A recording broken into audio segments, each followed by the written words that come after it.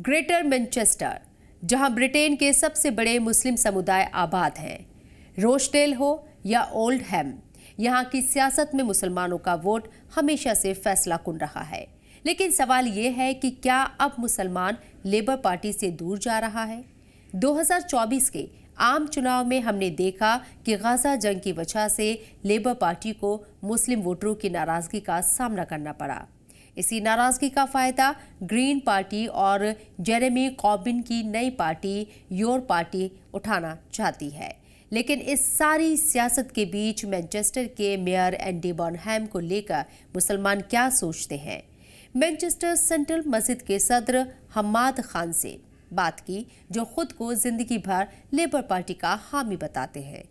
हम्माद खान कहते हैं कि एंडी बर्नहैम के लिए मेरे पास तारीफ के अलावा कुछ नहीं है।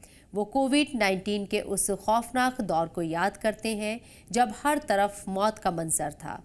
उस वक्त मस्जिदें जनाजे की खदमात अंजाम दे रही थी और उन्हें पीपीई किट की सख्त ज़रूरत थी।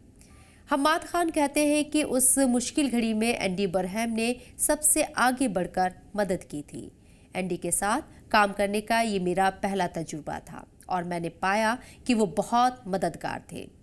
वो सिर्फ मुस्लिम समुदाय ही नहीं बल्कि मैनचेस्टर के सभी समुदायों के मसाइल को समझने के लिए बहुत बेताब रहते हैं।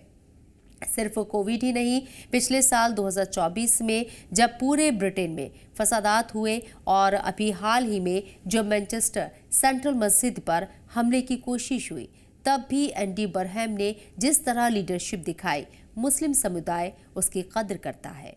हम्माद खान आगे कहते हैं कि वो किसी भी तरह की तकसीम वाली सियासत में शामिल नहीं होते।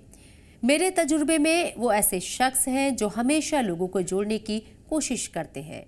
तो तस्वीर साफ है, जहां एक तरफ कौमी सतह पर लेबर पार्टी मुस्लिम वोटरों में अपनी साख को लेकर जूझ रही है, वहीं लोकल सतह पर एंडी बर्नहैम जैसे लीडर आज भी मुसलमानों के बीच भरोसे की अलामत बने हुए हैं।